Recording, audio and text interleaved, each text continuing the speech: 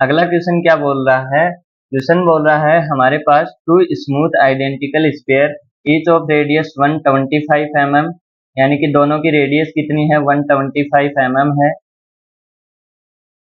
And wait 100 Newton, यानी कि wait हमको दिया हुआ है दोनों का, वो भी कितना है 100 न्यूटन है।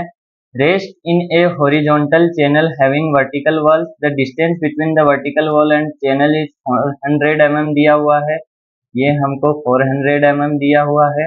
The reaction at the point of contact between two sphere is, खाली यहाँ पे क्या है हमको न्यूटन में उसको बताना है, यानी कि यहाँ पे जो दोनों के बीच में रिएक्शन फोर्स लग रहा है वो हमको किस में बताना है, न्यूटन में बताना है। ठीक है, तो अब यहाँ पे क्या करना है, एक क्वेश्चन हमारे पास होता है कि हमको ये वाला यहाँ पे जो रिएक्शन फोर्स लगता है वो भी पूछता है, यहाँ वाला भी पूछता है, यहाँ वाला भी पूछता है और यहाँ वाला भी पूछता है।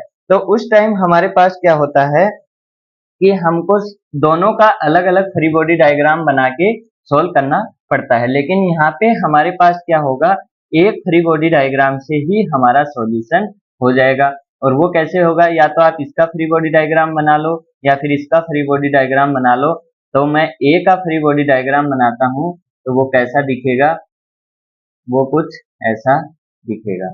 सबसे पहले हम क्या लगाते हैं, अभी मैंने बताया है जब फ्री बॉडी डायग्राम बनाते हैं तो हम सबसे पहले लगाते हैं वेट।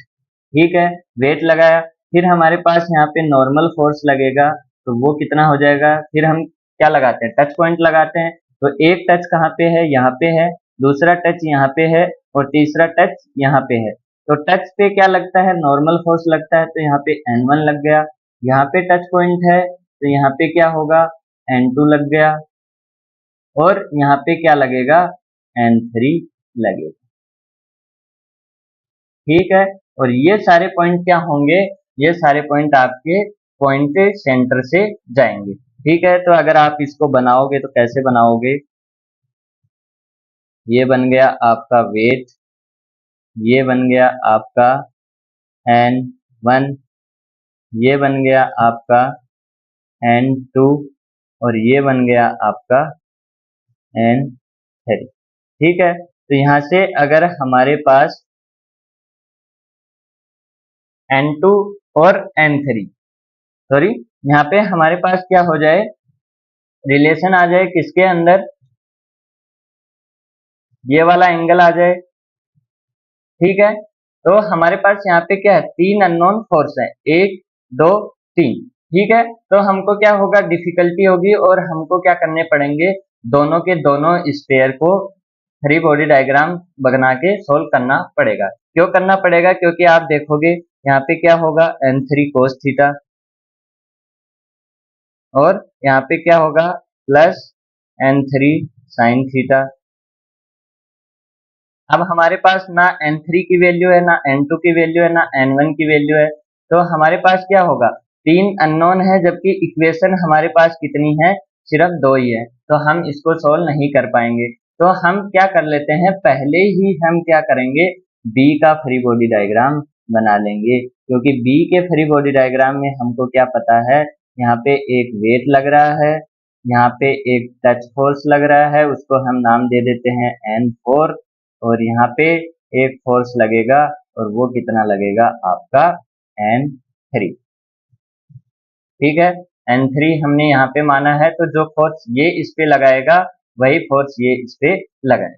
ठीक है, तो N3 हो जाएगा। अब ये पॉइंट सेंटर पे लगेंगे तो क्या हो जाएगा, ये N4 हो जाएगा, ये वेट हो जाएगा और ये क्या हो जाएगा आपका N3। तो यहाँ से अब हमारे पास दो अननोन है, दो इक्वेशन है, तो हम इसको आसानी से सोल्व कर लेंगे। आई बात समझ में? तो ये थीटा कैसे निकलेगा, थीटा हमारे पास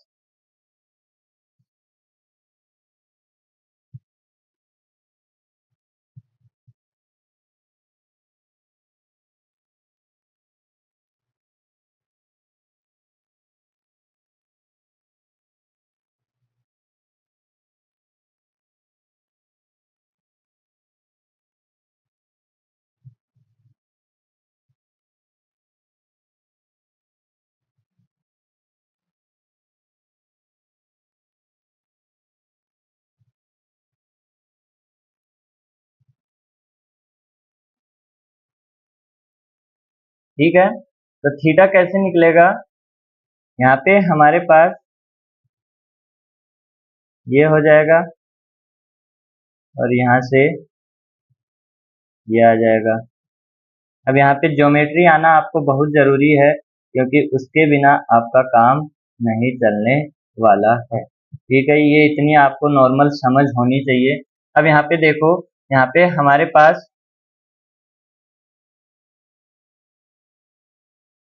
ये क्या है, यहाँ से और यहाँ तक ये हमारे पास आर है, और यहाँ से यहाँ तक आर है, तो ये टोटल लेंथ हमारे पास कितनी हो गई, 2r। तो ये कितना हो गया, 250 mm। ठीक है, और यहाँ से यहाँ तक का डिस्टेंस हमारे पास कितना है, 125। और यहाँ से यहाँ तक का डिस्टेंस भी हमारे पास कितना है, 125, क्योंकि ये दोनों क्या है, यहाँ से यहाँ तक की बराबर डिस्टेंस है, और ये क्या रेडियस है। तो यहाँ पे क्या हो जाएगा, ये टोटल लेंथ कितनी थी, 400। तो यहाँ पे कितना आएगा, 400 माइनस 125 माइनस 125। तो ये कितना बच जाएगा आपके पास, 250 और ये 150। तो ये वाली लेंथ आपके पास कितनी आ जाएगी, 150 mm। तो यहाँ से आप क्या निकाल सकते हो, एंगल थीटा निकाल सकते हो। और ये जो एंगल होगा वही एंगल कहाँ होगा, वही एंगल यहाँ पे होगा। तो यहाँ से एंगल निकालेंगे तो कैसे निकलेगा,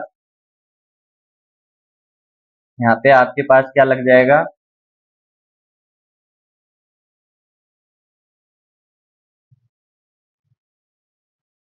a अपॉन k, और वो क्या होता है, कोस थीटा। ठीक है, तो यहाँ से क्या आ जाएगा, कोस थीटा क्या होगा, 150 अपॉन 250। तो ये कैलसी से जब आप निकालोगे तो कितना आएगा, करो इसको,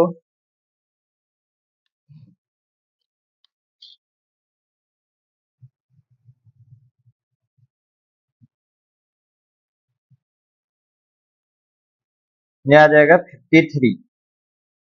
ठीक है, 53.13 डिग्री। तो यहाँ पे ये क्या हो जाएगा, 53.13। तो यहाँ से इसका जब आप कंपोनेंट लोगे तो n3 cos 53.13, और यहाँ से क्या आ जाएगा, n3 sin 53.13। तो हमको सिर्फ क्या निकालना है, हमको तो n3 निकालना है। तो यहाँ से हम क्या लिख देंगे, n3 is equal to, sorry, n3 sin 53.13 is equal to कितना आ जाएगा, वेट। और वेट हमको कितना दे रखा है, 100 न्यूटन। तो 100 अपॉन साइन 53.13, और इसको जब आप सोल्व करोगे तो कितना आएगा, 100 अपॉन साइन 53.13, और वो आ जाएगा आपके पास 125। ठीक है, वो कितना आ जाएगा, 125 न्यूटन।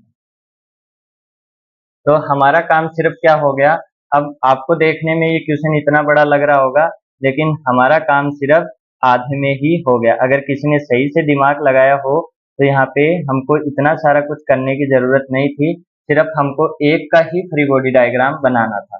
जिसने पहले ऊपर वाले का बनाया उसका टाइम बच गया, और जिसने नीचे वाले का पहले बनाया उसको क्या करना पड़ा, उसके पास 3 अननोन थे और सिर्फ 2 इक्वेशन थी, तो उसको यहाँ पे डबल सॉल्विंग करनी पड़ी। ठीक है, तो हमको थोड़ा ध्यान से देखना है, हमारे दिमाग के अंदर इमेजिनेशन होनी चाहिए फ्री बॉडी डायग्राम की, कि हमको क्या पूछा गया है और किस तरह से हम उसको अप्रोच कर सकते हैं। ठीक है,